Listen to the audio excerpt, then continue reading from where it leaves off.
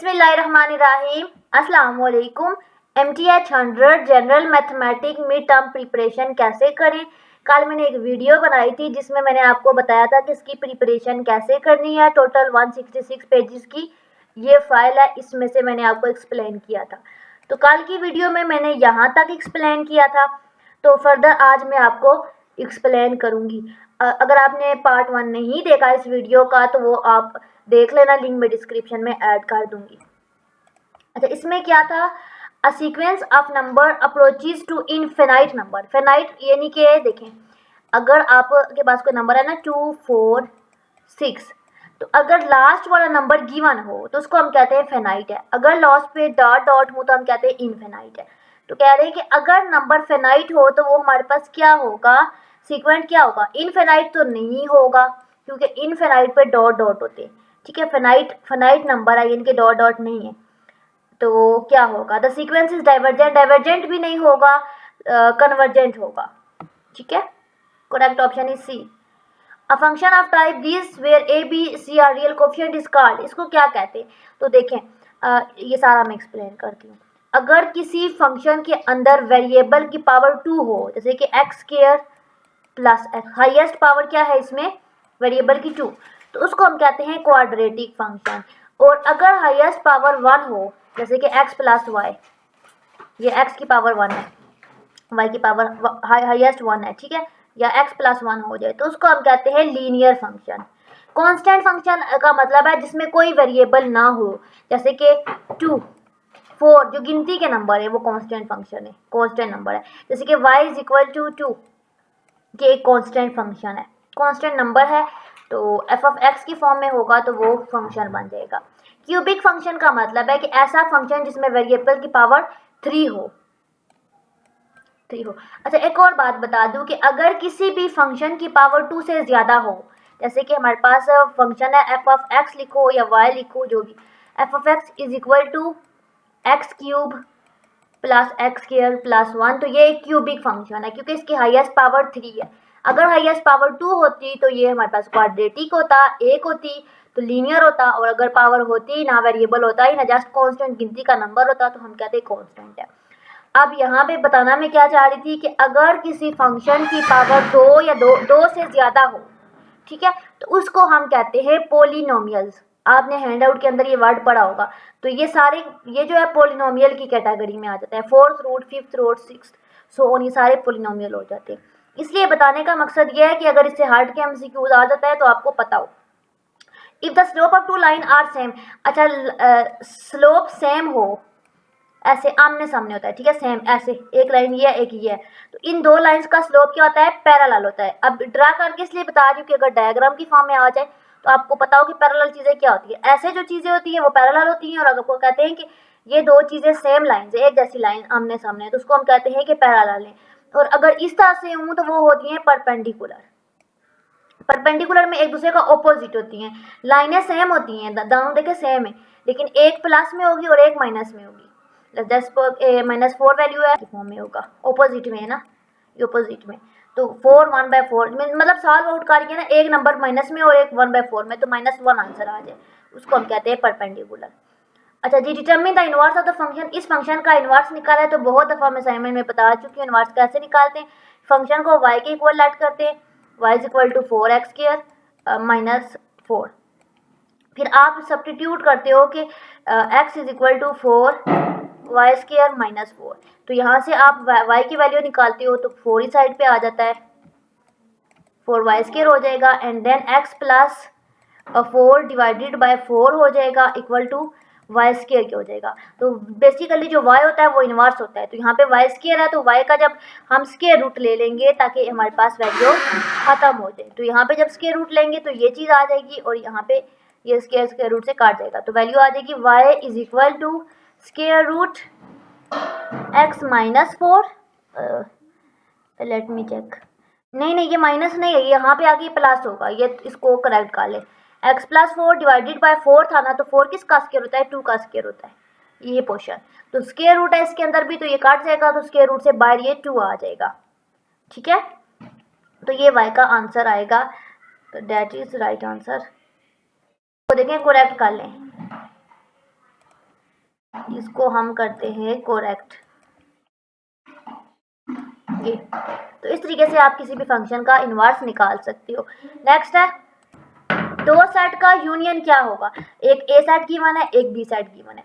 तो ये 5 नंबर का क्वेश्चन भी अक्सर आ जाता है। देखिए यूनियन में आप बेसिकली क्या करते हो, जो चीज़ें आल चीज़ें आ जाती हैं। 1 यहाँ पे है नो, 2 4 6 8 2 4 6 8 10 12 14 16 10 12 14 और 16 आ गया, और बाकी क्या बचा 14 और 13 और 15। तो दोनों सेट के अंदर जो सारी चीज़ें होती हैं वो ही लिखते हैं, और सीधे असेंडिंग ऑर्डर में लिखते हैं और सीक्वेंस वाइज लिखते हैं, और कोई भी नंबर रिपीट ना हो। जैसे कि यहाँ पे 14 है, यहाँ पे 14 है, तो उसको एक दफ़ा ही लिखना है, ये मिस्टेक नहीं करनी। और ये यूनियन का सिंबल होता है। अच्छा ये कौन सा है, तो ये इरेशनल है। देखें क्या इसका आंसर है, 4 5 2 3 5 4 4 5 2 3 6 5। तो ये देखें रिपीटिंग नहीं है। अगर ना पॉइंट देखें, रैशनल क्या होता है बेसिकली 1/2 इस तरह की फॉर्म में। इरेशनल क्या होता है, स्क्वायर रूट 2 हो गया, स्क्वायर रूट 3 हो गया। स्क्वायर रूट के अंदर सारे नंबर इरेशनल होते हैं। अब यहाँ पे इश्यू क्या है कि पॉइंट की फॉर्म में है, तो यहाँ पे जब पॉइंट की फॉर्म में आ जाए ना, तो हम देखते हैं कि पॉइंट के बाद वैल्यू एक पैटर्न से रिपीट हो रही है। जैसे कि 4 5 2 3 है, तो अगर यहाँ पे फिर 4 5 2 3 है, फिर 4 5 2 3 है, 4 5 2 3 है, एक ही पैटर्न रिपीट हो रहा है, तो हम कहते हैं कि ये रैशनल है। बट ये रैशनल नहीं है, ये इरेशनल है, रिपीट नहीं हो रहे। इंटीजर भी नहीं है, नेचुरल नंबर भी नहीं है। नेक्स्ट है हमारे पास ए का inverse. A inverse of non singular matrix. अच्छा नॉन सिंगुलर का मतलब है कि किसी मैट्रिक का डिटर्मिनेंट लो तो वो जीरो ना आए, ठीक है। अगर जीरो आ जाए तो वो सिंगुलर हो जाता है। और जब से आपको कहते हैं ना कि इनवर्स फाइंड आउट करें, तो सबसे पहले आप डिटर्मिनेंट लेते हो, मॉड लेते हो। तो जब डिटर्मिनेंट लेते हो तो अगर जीरो आ जाता है तो हम कहते हैं कि इनवर्स नॉट एग्जिस्ट, इसका इनवर्स नहीं हो सकता। और इसकी रीज़न क्या है कि वो सिंगुलर है। तो यहाँ पे कह रहे हैं कि जब नॉन सिंगुलर होगा, जब जीरो नहीं होगा, तो उसका इनवर्स क्या होगा, तो जाहिर है इनवर्स तो वही होगा ना, A inverse equal to adjoint of A divided by A mod, ये फार्मूला है उसका। लेकिन अगर आपको कह देते हैं कि इनवर्स ऑफ सिंगुलर मैट्रिक, तो आपने लिखना है कि सिंगुलर का इनवर्स नॉट एग्जिस्ट। अच्छा आइडेंटिटी मैट्रिक क्या होता है। अच्छा मॉड में हमारे पास क्या होता है, जो ऐसे डायगनली वैल्यू 1 होती है ना ऐसे, और बाकी 0 होती हैं, उसको हम कहते हैं आइडेंटिटी मैट्रिक। अच्छा Z1 की 1 है, Z2 की 1 है, तो Z1 प्लस Z2 निकालना है। तो इसमें क्या होता है बेसिकली जो रियल पार्ट होता है ना, ये और ये इसमें ऐड होता है, सॉल्व होता है, और ये इसमें सॉल्व होता है। तो यहाँ पे प्लस हो रहा है तो 3 और -9 आएगा, तो 3 - 9 क्या होगा। मैथ का रूल है प्लस माइनस माइनस होता है। 6 में से 9 में से 3 गए 6 आ जाएगा, और साइन बड़ी वैल्यू का आएगा, 9 का आएगा, माइनस आएगा, ठीक है, -6 आ जाएगा। और यहाँ पे दूसरी वैल्यू क्या है, 5 अयोटा -6 अयोटा। तो इनको प्लस करना है तो प्लस माइनस माइनस हो जाएगा, 5 अयोटा -6 अयोटा। तो यहाँ पे भी एक प्लस है एक माइनस है, प्लस माइनस माइनस हो जाएगा। 6 में से 5 गए तो 1 अयोटा आ जाएगा, और that is equal to iota. और साइन बड़ी वैल्यू का आएगा, 6 का आएगा, माइनस आएगा, तो -6 माइनस अयोटा इसका आंसर आ जाएगा। That is 100% correct answer. ये जो बात थी ना, जो मैं आपको बताना चाह रही थी, कि पिछली वीडियो में भी बताई थी कि यहाँ से काफ़ी एमसीक्यूज आपके बन रहे हैं, देख लें। लॉन्ग भी आ सकता है 5 नंबर का इन 4 टॉपिक में से। A sequence in which each term after the first is formed by multiplying the previous term in the constant is called a dash। देखें जब वर्ड आ जाएगा ना, प्लस हो रहा है या माइनस हो रहा है ना, तो वो होता है अर्थमेटिक सीक्वेंस। जब मल्टीप्लाई और डिवाइड की बात आ जाती है तो उसमें रेशियो निकाली जाती है, इसमें डिफरेंस निकाला जाता है, ठीक है, उसको हम कहते हैं अर्थमेटिक सीक्वेंस, इसको हम कहते हैं ज्योमेट्रिक। तो ये ज्योमेट्री की बात हो रही है, तो यहाँ पे ज्योमेट्रिक वाले दोनों में से आंसर होगा। अब हमने चूज करना है कौन सा होगा। तो ये ज्योमेट्रिक सीरीज नहीं है, ये ज्योमेट्रिक प्रोग्रेशन है। सीरीज अगर हमें प्रॉपर नंबर देते, प्लस देते ना, तो हम कहते हैं ज्योमेट्रिक सीरीज है। कॉमा देते तो हम कहते हैं ज्योमेट्रिक सीक्वेंस है। तो ये ओवरऑल बात हो रही है, ना ये तो कॉमा की बात हो रही है ना ही प्लस की, तो हमने कहना है कि ज्योमेट्रिक प्रोग्रेशन है, यानी कि ज्योमेट्रिक वाला आंसर है। नेक्स्ट है which of the following relation is function. तो मैनी टू वन फंक्शन होता है, ये भी मैंने लेक्चर के अंदर कंप्लीट एक्सप्लेन किया हुआ। नेक्स्ट है range of the function is dash. तो इस function the matrix then which of the following statement is correct. देखिए अगर आप एक गिनती के नंबर को किसी मैट्रिक से मल्टीप्लाई करते हो तो वो सारे एलिमेंट के साथ मल्टीप्लाई होता है। देखिए कह रहे हैं कि अगर आपके पास एक मैट्रिक है ना 1 2 3 4 5 6 7 8 कुछ भी 9 तक, ठीक है, तो उसको आप एक गिनती के ऐसे 5 से मल्टीप्लाई करते हो तो 5 किसके साथ मल्टीप्लाई होगा? फर्स्ट रो के साथ होगा, first row of the matrix के साथ होगा, इसके साथ रो के साथ होगा, कॉलम के साथ होगा या डायगोनली होगा। तो ये सारे एलिमेंट के साथ होता है, ठीक है। अगर आपने मैट्रिक की मल्टीप्लिकेशन प्रैक्टिस किया तो आपको पता होगा। Let A be first terms, D is the common difference. अच्छा, जब डिफरेंस का नाम आ गया तो आपको पता चल गया कि ये अरिथमेटिक की बात हो रही है, ठीक है। अब सीरीज की बात हो रही है, यानी कि प्लस वाली बात हो रही है।